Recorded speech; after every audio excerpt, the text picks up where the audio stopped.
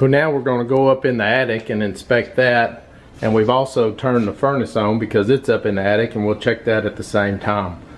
First thing we want to check is to make sure that this attic stairs pull down is fire stopped, and this one here happens to be have the fire guard treatment on it. So going up in here, we want to make sure that these fasteners are all in the correct positions where they're called out to be by the manufacturer. And as we get up in this attic, we're going to check the decking. We're going to look for moisture stains, evidence of water leaks. We want to check these purlin supports. We're going to check all the duct work while we're here. Furnace.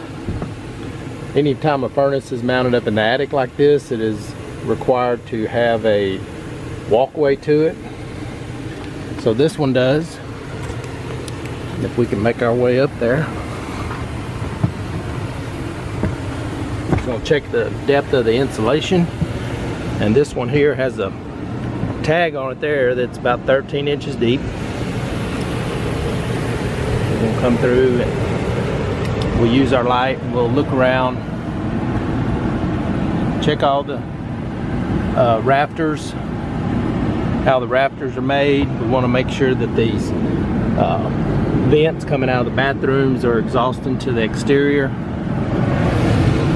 Here is the furnace flue. We want to make sure it's correctly done where it's going through the roof.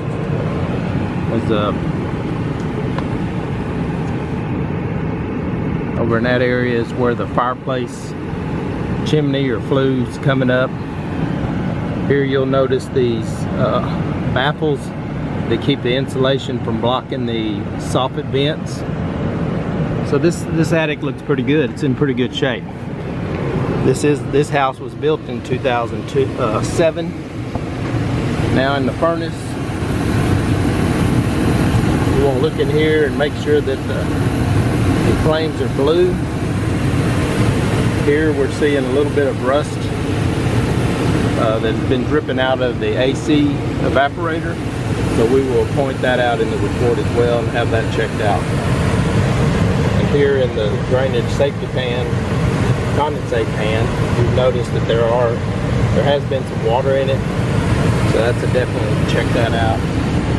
This is a float device, so if the pan fills up with water, it turns the unit off. And then we'll check the model, serial numbers, and it's all right there. But that's kind of everything that we'd do in the attic. If we can see in here, in some attics you have to actually walk, but this one with the platform, we can see everything from right here. So we're going to say that it's in pretty good shape. Point out a few issues with the furnace. Check some of these plumbing vents, or all of the plumbing vents that we can see. Make sure we don't have any moisture stains. This one also has turbines, and we'll check them for moisture stains. And then that'll about conclude the attic inspection. Of course, this one went a lot quicker than most. So thank you, and we'll see you next time.